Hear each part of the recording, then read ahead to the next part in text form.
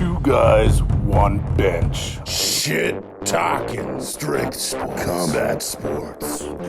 What's up, everybody? Welcome to Two Guys, One Bench. We're 610 pounds, a shit talking on a 30-pound bench. I'm no longer 370 pounds, and I can finally see my dick. Darrell? And we're talking more shit than Bill Burr with a shitty crowd. And that's a lot of shit. A ding dong. Shit talking. I hope your mother has herpes in the center of her asshole, and you go home tonight, you lick it, you get it on your tongue, and some other horrific shit happens that involves cancer. To all of you, 11 minutes left. 11 minutes. I hope somebody takes a fucking beer stein and just slaps you on the back of your zit-infested fucking shoulders and your awful man-tit tank tops. I hope that happens to you. I hope the glass fucking digs into your fucking shoulder blade. And then I see you afterwards. Hey, how's it going? You enjoy the fucking show? That's great. And I grab you by the fucking hair, but you don't have any. Did it really have to come to this, people? Did it really have to come to it? I really hope all of you run into all those black people that you love so much here in Camden. I really hope that happens. I hope there's a line of all of you guys getting fucking carjacked and they take out their big black dicks and they just shove them right in your fucking mouths, each and every one of you, and somehow they just keep repeatedly coming right in your fucking eyeballs until it builds up so much that your eyes, they fucking crust over. You can't see shit, and somehow there's another dick in there for you to suck. 10 minutes left. Rant of the week. We're about to pop some caps. All right, guys, we want to kick it off strong with our rants of the week. Russ, why don't you take this one? Well, Darrell, there's been a lot of shit going on, especially in our city, Calgary. Women are getting attacked, and there's definitely some increases in, just overall violence on the streets and whatever. And that's tragic and, unfortunate. However, what I'm seeing a lot of now is these online self-defense courses or Zoom calls or whatever. And I get it. We really can't get together and train right now. However, I'm not fully on board with these because, as a, mixed martial arts coach, martial artist myself, it's taken me decades to get to a point where I feel, ready to teach people. But even I would never teach a class on Zoom, I don't think, because it just doesn't, transfer over to real self-defense. And what I'm doing is giving you a false sense of security where you might get hurt if you try some of this shit rather than just fucking running away as fast as you can or, trying other methods. Like try not to go out on the streets right now in the fucking evenings and, don't put yourself in harmful situations. That's one of the key defenses in martial arts.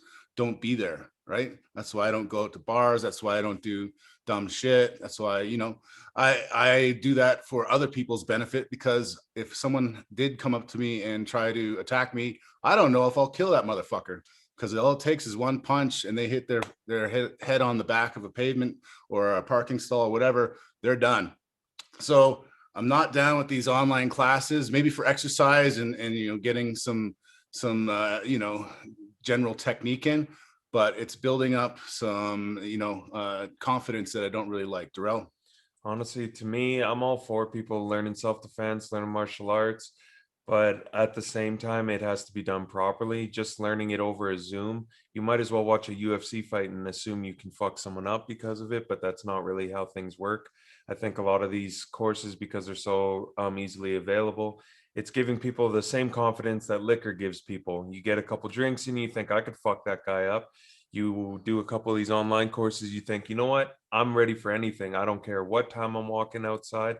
I'm not saying all the blame should be put on the attackers. You definitely shouldn't be getting fucked up for just walking down the street. But at the same time, you shouldn't take a class and think immediately, I can 100% defend myself walking down an alley. When reality is, you can't. I'm not saying men or women. There's a lot of guys who can't fucking defend themselves if they were walking down the street and some big motherfucker like Russ's size jumps on them. There's nothing you're going to be able to do if you don't have the strength and skills to be able to fight that off. And getting it from Zoom isn't the way. Hell no. And even to say, like, there's some studios out there that focus on boxing and, just doing a little circuit and hitting pads with people that don't really know what they're doing. I highly suggest you take that as just a form of exercise and don't think you're getting to become more of a badass, because when you get popped in the face, it's a complete different animal. If you really want to, work on your self-defense, you got to join a gym. You got to get in there. You got to learn the technique, and you got to spar. Find a good gym where things aren't too crazy. There aren't people trying to kill you, but you got to do that, because that's what builds the synapses inside your brain to react when shit happens. So yeah, that's our rant of the week. All right, and for my rant of the week, maybe a little more divisive, but I would want to talk about the fake homeless population. Now, I'm not ranting on people just for being homeless, because we don't know everyone's situation. I'm talking about the fact that as soon as it gets nice outside, all of a sudden the homeless population outside of Walmart and all the panhandling increases. Where were you fucking people 3 weeks ago when it was shitty outside?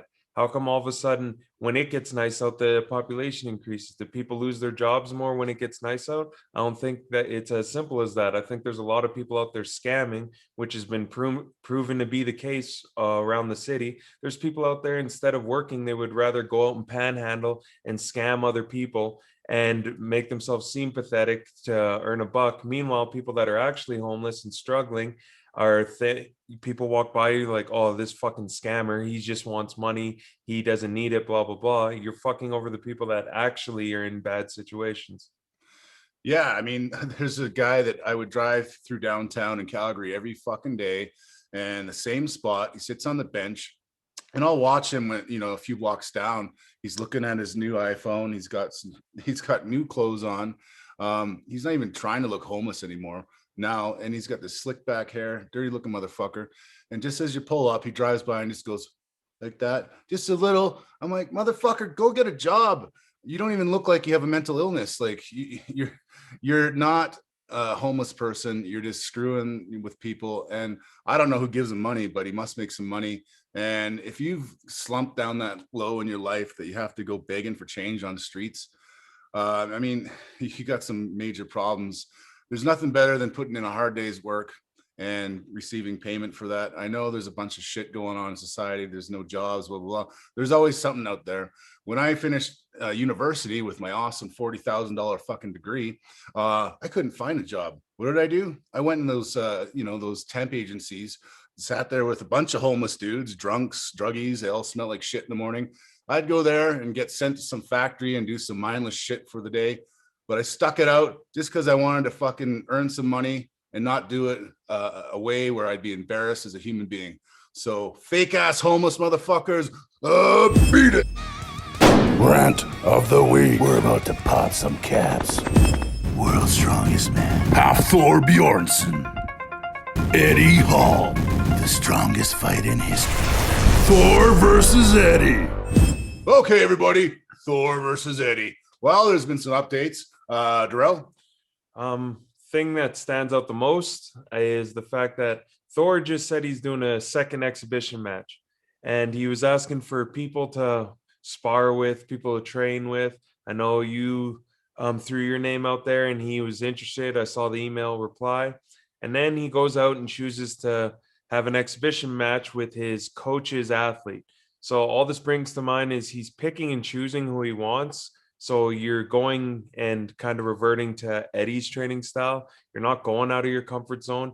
You're facing someone who is 100% better than you. So he should run through you, but he's not going to. It's probably going to be a draw because you probably have an agreement to go out there and just light spar with the fucking guy. And if that's the case, I just think Thor's kind of setting himself up for failure, really. Yeah, I mean, I can't even remember this guy's name. He's Australian coach guy's little protege. He did do well in powerlifting and the untested feds, because he was on every morsel of steroid you could ever imagine, Darrell. And in fact, I think he blocked me because one time I called him out on his shit. He's trying to be an MMA fighter and he says he's going to make the UFC. I'm like, dude, you are on the fucking, you are on the most shit I've ever seen anybody take. And you think you're going to make the UFC getting there and just being natural? I mean, hell no. So, he looks great on hitting pads and hitting bags. And yeah, he's knocked a few guys out. he is good and he's definitely better than Thor. But, you know, he also got his lights turned out last year in an MMA fight. So once you get off your little magic juice there, shit starts going sideways and you become a normal human. Well, guess what? I've been a normal human all my life, except I'm a freak and I'm strong as fuck without that shit. Anyways, I did reach out and he did reply. I sent a video hitting pads and stuff. Who knows? But I'm still there for you, Thor, if you need someone to really push you a bit. Your partner in Iceland, he's a tough dude. I respect that guy. He's taken a lot of your big punches, but you need to start stepping up the game. I know there's restrictions, but let's move on. In terms of Eddie, in my opinion, still doing the same shit. Yeah, he can hit a speed bag. He looks fatter than fuck now. I don't know what he did. He just started eating more or, you know, I don't know. it doesn't look great. And he's trying to get heavier. He's 160 kilos right now. I'm like, dude. It's the opposite of what he needs to be doing. He needs to be getting lighter. You already have strength. You're not going to get even stronger by adding everything onto you because it's going to slow down your frame. You're going to get tired faster. The more muscle on your frame, the more oxygen it needs. So all you're doing is setting yourself up to blow your load in the first round. Yeah, so definitely put down the fork, Eddie. And you don't need all these dumb devices where you're tapping fucking lights and shit and you're getting hooked up to all these. Your whole house is set up for all these contraptions that are going to increase your performance. But the true element is the fucking hard work. Get in there and spar some motherfuckers. I'm sure in your little fucking town of fucking Coke or Bloke, where the fuck it's called, I don't know. There's a bunch of tough old Irish travelers traveling around their caravans you could spar with. I mean, start putting in that time. But luckily for you, it looks like Thor's not really taking this as serious. Who knows? But that's the update. Up, boom. Combat sports. All right, now it's time for combat sports. Hasn't been a whole lot going on with combat sports, but this past weekend we had a great UFC 260 actually. Stipe and Ngannou 2, and they definitely didn't disappoint from top to bottom. The whole card was good. Something that really stood out to me was the return of Sugar Sean O'Malley. After talking all that shit after losing last year, he more than redeemed himself with a walk-off knockout in the third round. What was your favorite, Russ? Yeah, I mean, a long time coming. Francis Ngannou, he basically fucking almost murdered Stipe. It looked like a fucking snuff film.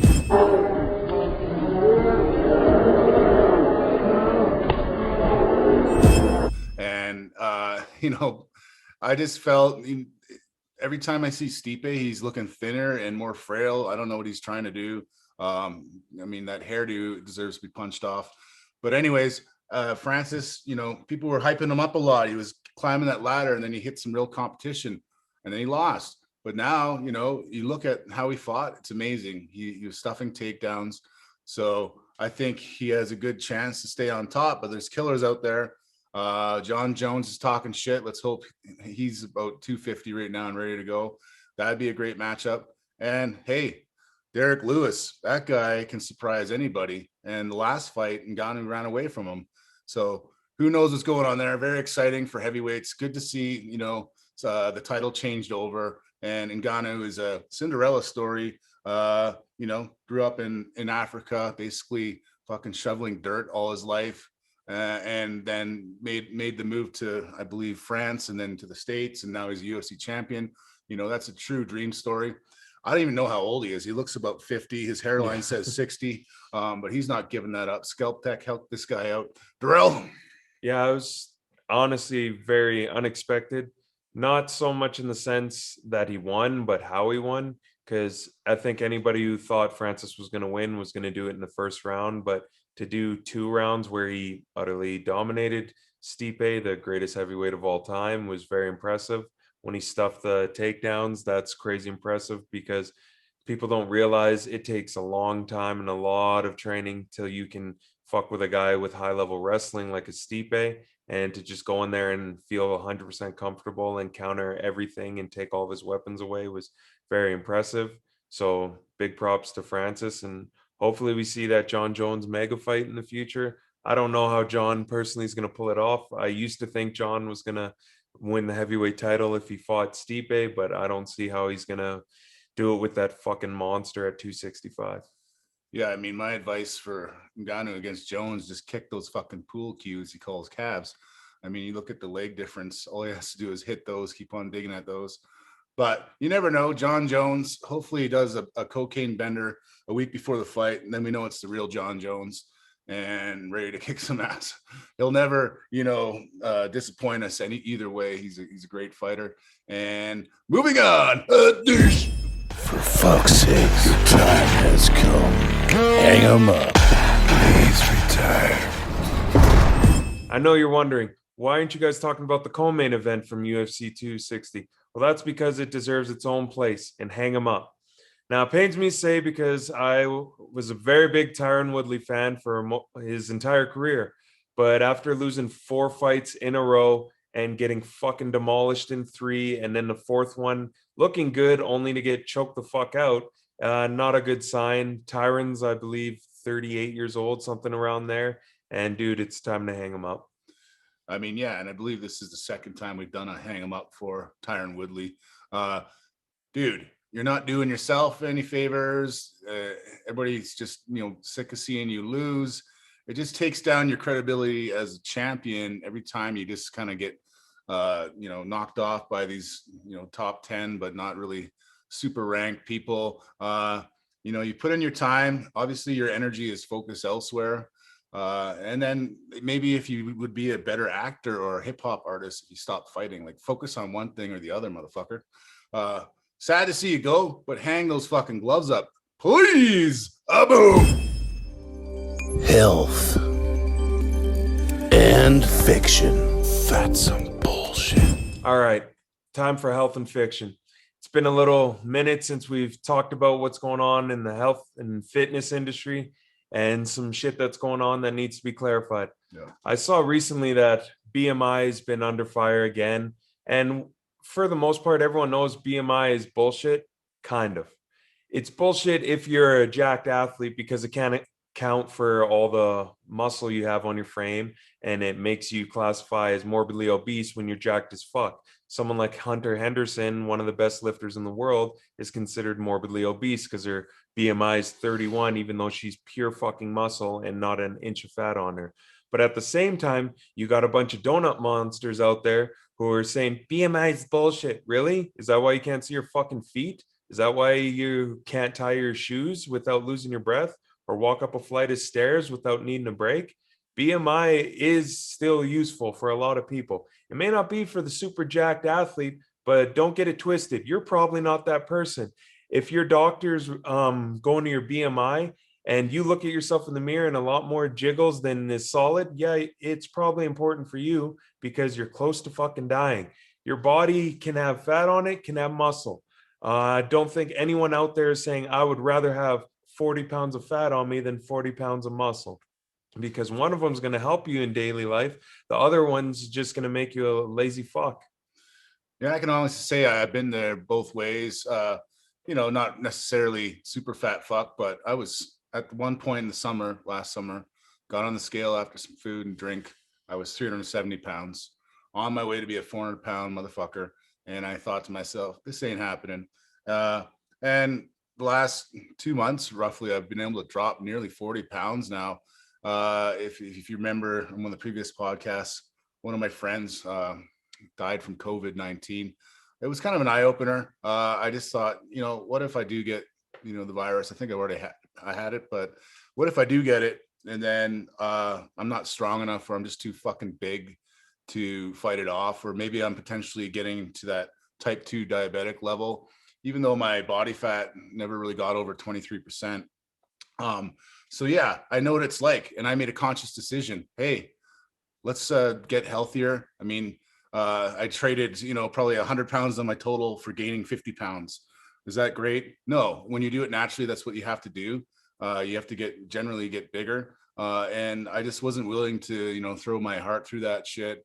Talking to all these professionals over the last 6 months with Darrell, it's never good to be super heavy on your body. So I'm slimming her down. I'm doing great. If you need any help with that, I can guide you. I'm basically doing, intermittent fasting and cutting down the amount of food I eat. I've kind of tuned down my workouts. I'm not hitting a meet anytime soon. So I just wanted to focus on losing weight, getting into shape. Who knows? Interested in maybe doing some grappling and stuff. Getting back into martial arts shape. I have my own gym now. I got to be demoing without gasping for air after throwing 5 kicks. Okay. So that's another thing. But definitely your BMI is, if you're like me, I've always been a thick kid. It's over the limits. Like even now I'm at 42, which is, I should be on a deathbed. You probably need me to, I need a cart to go around fucking Walmart. I don't know what it is, but it definitely has its deficiencies and its inaccuracies with it. And it doesn't account for people that are just, like you said, a lot denser than other people. There's a lot of people out there that are just those thick fucks who don't look fat whatsoever, but their BMI would tell you otherwise. We're not talking about that. We're talking about the people who they get this information that their BMI is unhealthy and immediately assume that it's a flawed thing because they don't like the information. I think like 35 or something on my BMI. I'm morbidly obese. I'm not here saying, oh, it's a complete bullshit thing because I'm the 35 on there. No, I understand what it's saying. It's saying that ideally all this weight on my frame isn't healthy, and it's not. I'm not fucking 3% body fat, but at the same time, even though I have a lot of muscle mass, it's not going to be the healthiest thing for me to be as big as possible for the rest of my life. And another thing, you know, I lived in Japan for all those 11 years, talk about every fucking podcast. You're sick of it, I know, but I'm not going to fucking stop. But anyways, people there, it's all about averages. Imagine your height and body weight in Asia. I mean, everybody there, like most women, their goal weight is 45 kilograms, just over 100 pounds. That's how women want to identify as. Men, they rarely get over 170 there. So everybody's have these, you know, awesome BMIs, and then they ask me, "Oh, what's your BMI?" And I tell them, "Fucking, you know, next to death compared to your charts." And they're like, "Oh, you need to lose weight." I'm like, "No, man." So it's, I think it's based on the size of the people and the cultures as well. Like if you went to the Netherlands, where everybody's average height is 6'20", yeah, even the women, like, of course, just their frames holding that weight is going to launch their BMI to another level. So what I always tell the clients is focus on your body fat percentage, and then mostly on how you feel and how your clothes feel and how you feel when you look in the mirror. But body fat percentages never lie. If you have a lower body fat percentage but an extremely high BMI, that's probably meaning that the BMI is not accurate. However, if your body fat is over 30%, yeah, you're in fat fuck level. So work your way down from that 30%, whether you're a man or a woman. Just try to make these little adjustments. If we've learned anything over the last year, is we can beat this virus if we're healthy enough, usually. So that means take your nutrition, take your physical shape, your fitness, all those things you can do on your own to try to make your immunity better. That's up to you. So don't rely on this BMI saying that doesn't work for anybody. No, it does. So we just wanted to highlight that, and that is health and fiction. Quit being a fake fuck. Hard truths. You can't handle the truth. All right, everybody, hard truths, some controversial shit here. Well, we like to dig into that shit, even if it stinks. It still needs to be taken care of. Yeah, what I want to get into is specifically to speak about equality in sports. I just want to say from the top, equality in sports is a fucking pipe dream. I'm not making this a male-female issue. I'm making this a who produces, who doesn't produce issue, because it's fucking unachievable to have perfect equality in any sport. Because when it comes down to it, everybody deserves to be treated fairly. Everyone should be treated with respect. But in regards to rewards and compensation, for especially with pro sports, it's fucking ridiculous to ever expect the exact same thing across all boards. Genetically, we aren't fucking equal in any way, shape, or form. If we were, there wouldn't be a lot of pro athletes out there, because we'd all be doing the exact same fucking thing and nothing would make them special. But some of them are 6'8", so they're suited for the NBA. Meanwhile, I'm 6 foot. That's not fair. That's not equal. I should get the same shot at the NBA. No, the fuck I shouldn't. And it's not a male-female thing, because yes, a lot of male sports do benefit more than female sports when it comes to pro levels.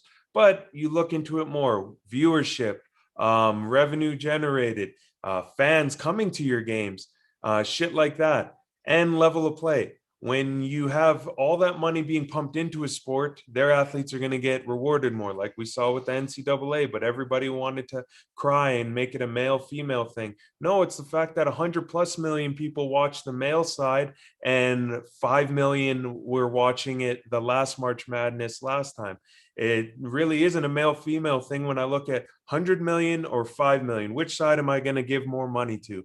And if you want to look at it deeper within sports, it doesn't matter what sport you choose. Let's say football, where it's predominantly a male sport. There's CFL and NFL. I bet you there's a lot of guys on the Stampeders that wish they made money like San Francisco 49ers. Unfortunately, they don't. Why? Because they don't bring in the same views. They don't bring in the same money, so you don't get it back. You can't just give what's not fucking there. And it's in every sport. There's people who say, well, let's say male and female strongman. Male strongman's a big thing. There's $1 million strongmen in the world. And then female strongman, it's not really publicized the same way. Do you know who's also upset about that? Lightweight strongmen on the side and lightweight strong women. Because in a sport where you want to see who lifts the fucking most weight, it's not male or female. People want to just see the most weight lifted. Sorry if that's not you. There's a lot of lighter lifters who do impressive shit, but they don't get the same attention. Russ? Yeah, I mean, you go, let's say even fighting sports. A pay-per-view system is the best way to find out who's being viewed and who's not. Well, we look at Demetrius Johnson, 4 feet tall, 100 pounds, and his whole division, I think, is almost going to get deleted because, number one, no one's fucking watching. If you put him on the main card, even though he's been kind of described as the greatest of all time in terms of technicality, skill, the way he moves around, speed. Yeah, he's amazing. But no one wants to watch that shit. I hate to say it, but it's all about views and viewership.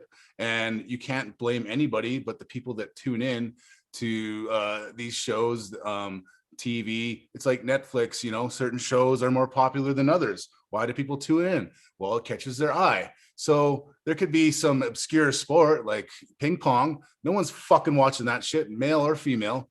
But I would say, you know, there's some things that, you know, equality doesn't work well for men as well.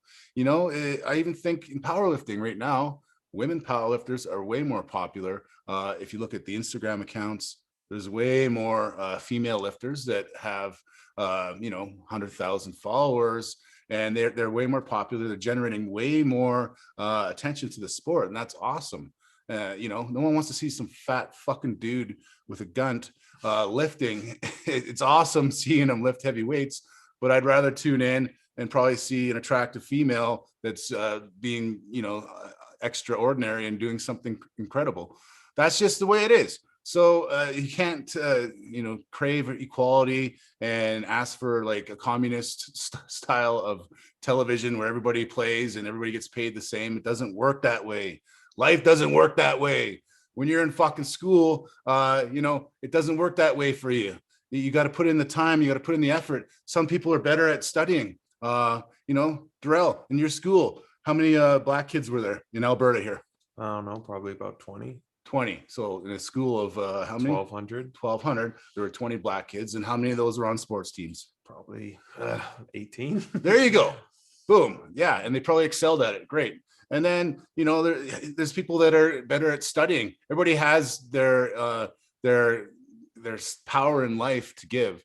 And sometimes it's not, you know, book smart. Sometimes it's something else. So we can't, I think the biggest thing is looking at what is, you know, seen as intelligence. For one, we all have a way to be intelligent and to give back to the world. And the way the world works is people watch shit. And if they don't like it, they don't watch shit.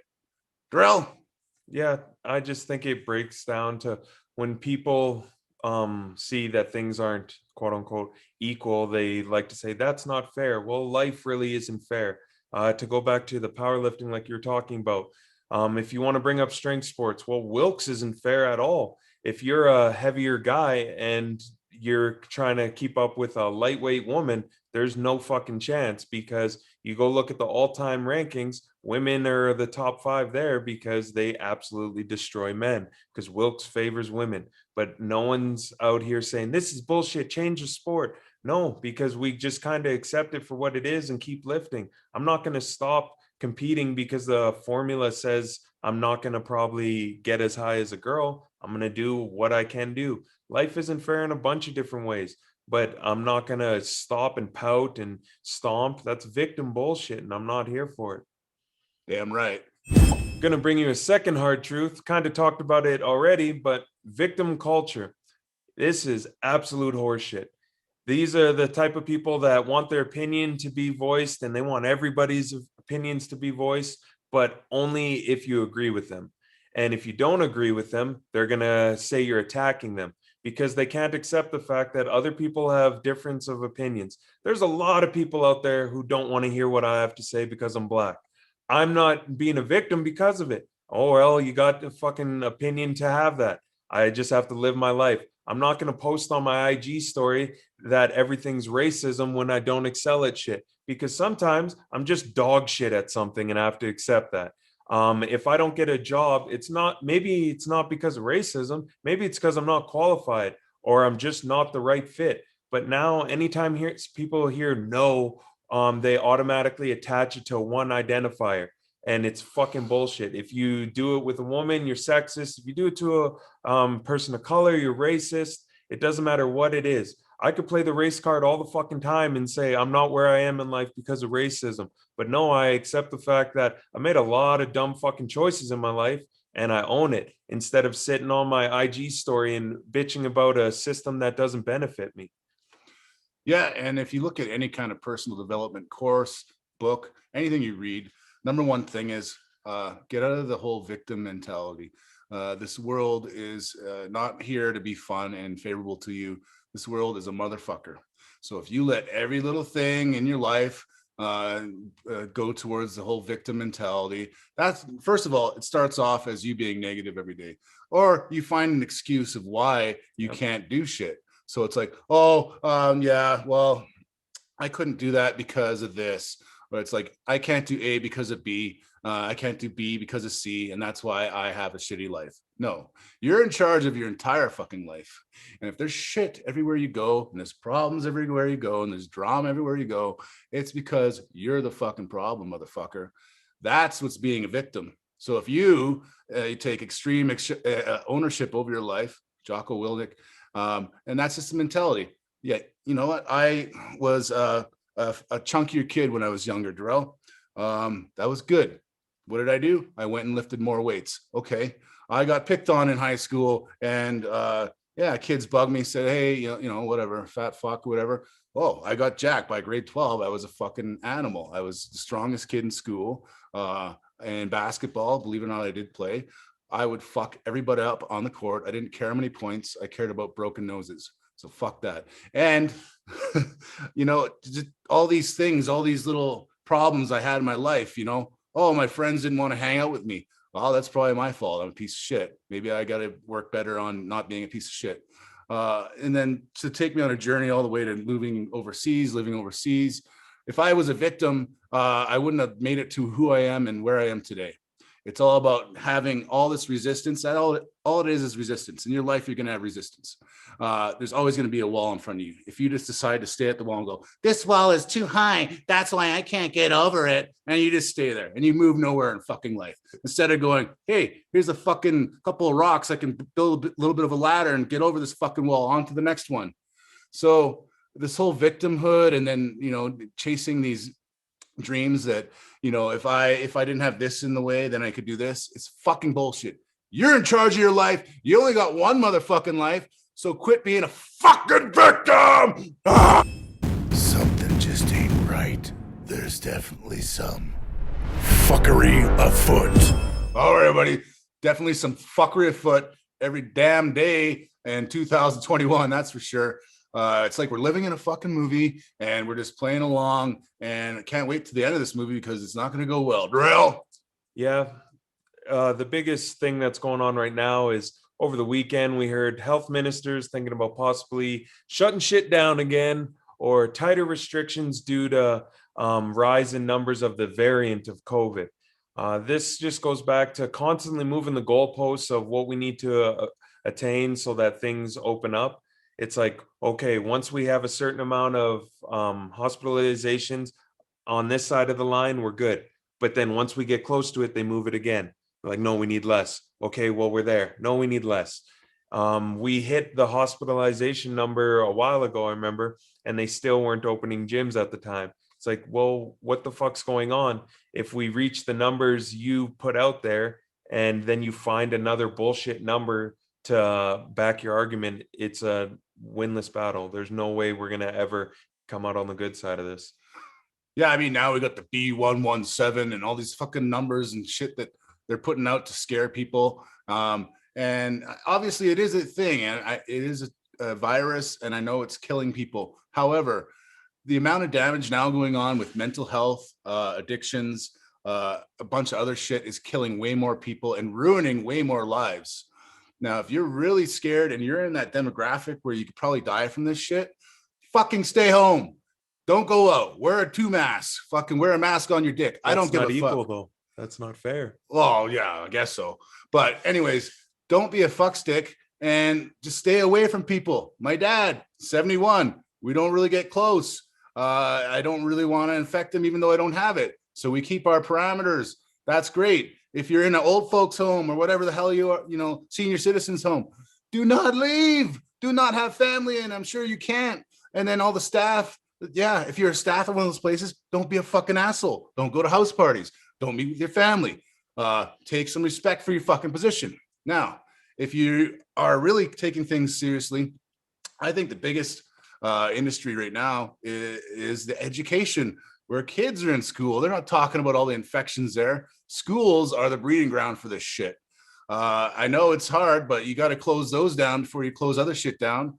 A gym is where you go to get in shape and build your immunity and be healthy. You take that away, people are laying in their house without vitamin fucking D, which has been proven to be a real effective way to not get sick or beat this virus, is being, non-deficient in vitamin D. It's proven, read the fucking stats.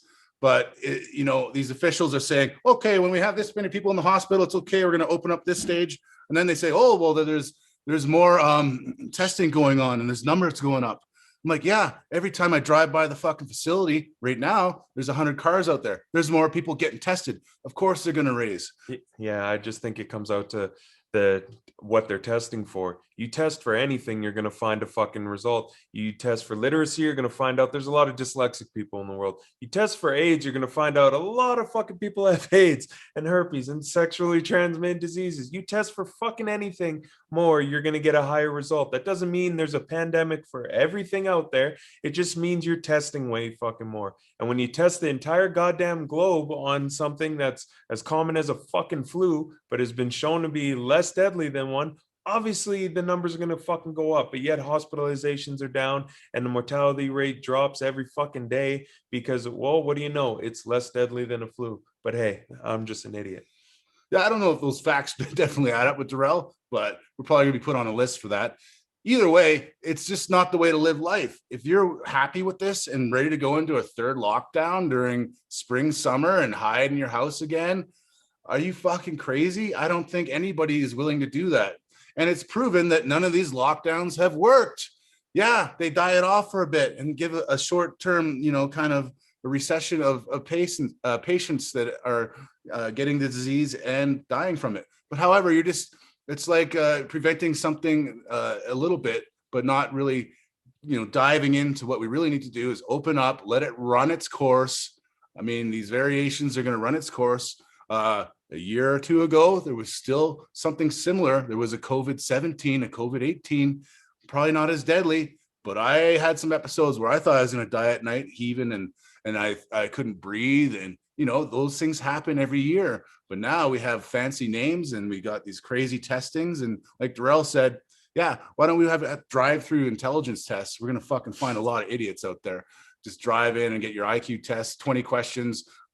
You answer A, B, C, D. We're going to find some idiots out there. And that's what they're banking on. You fucking idiots, I think. Well, thanks for tuning in to Two Guys, One Bench. No, we didn't have an interview on, but we like these episodes where we just get to be ourselves, talk a little shit and relax. Doesn't mean there won't be more in the future, but It's good to just have a chance to talk shit about all the fuckery going on in the world and the fact that Russ is slowly turning into a model. Yeah, I mean, I love just doing little segments and little skits, you know, with Darrell. It's great having interviews, but one of these every month or so is definitely needed. Anyways, we want to shout out, you know, our sponsors from day one, Misfit. They sent us a care package again. Awesome. I mean, these t-shirts are soft as fuck. They're really comfortable. I've worn this 3 times this week. Don't tell anybody. And also this cool ass beanie to go with it. Carolyn and Josh, you know, with the company, they really go out of their way to make some quality stuff. Looks super cool. And one of my favorites that they sent me was, boom, this fanny pack. I mean, Darrell, he's not a huge fanny pack guy, but I'm old and I like fanny packs. You can store tons of shit in. My favorite item, well, boom, I have my shank. Don't fuck with me. Next up, what else can I store in there? Oh shit, I got my nice little wallet. Boom, got my cards. Oh, got a money clip in there. That's cool.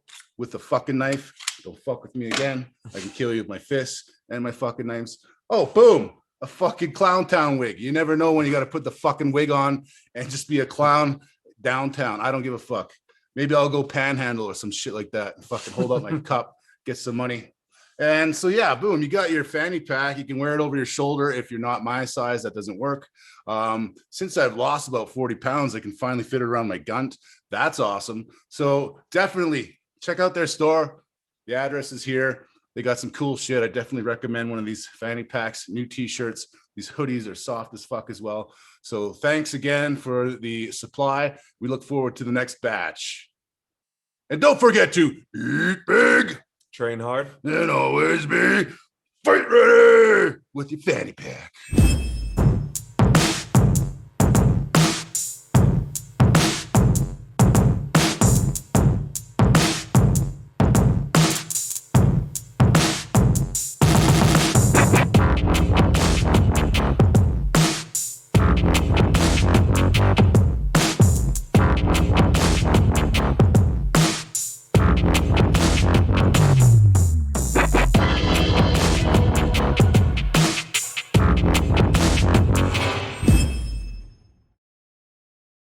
Choices and consequences. Misfit. 2 guys, 1 bench. Shit talking. Strength sports. Combat sports. Over.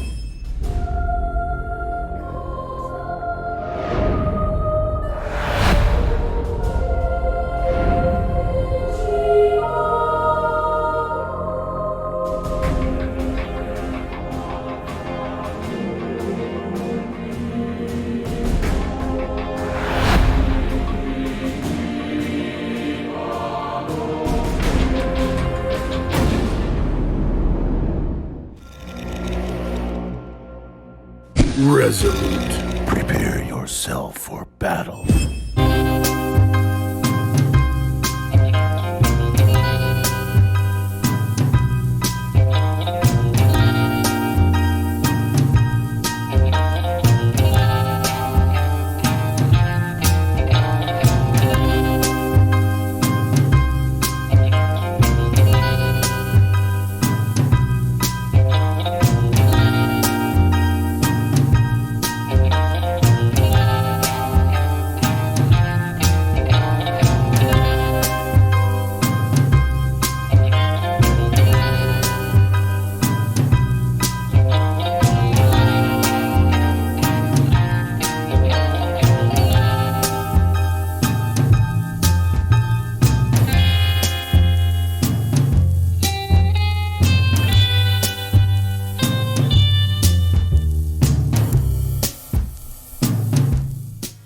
Bridge City brand. The Gilded Beard.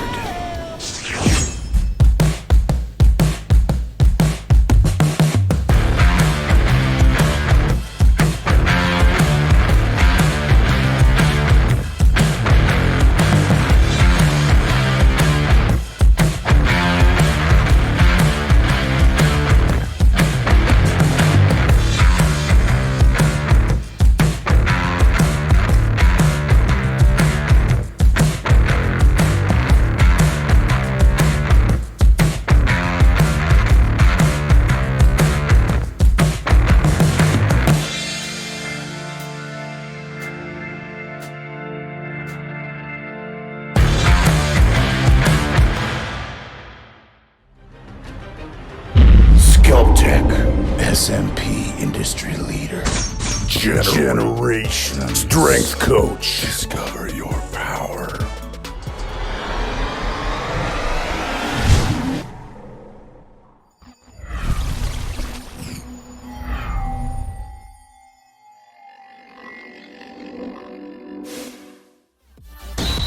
Home Gyms YYC.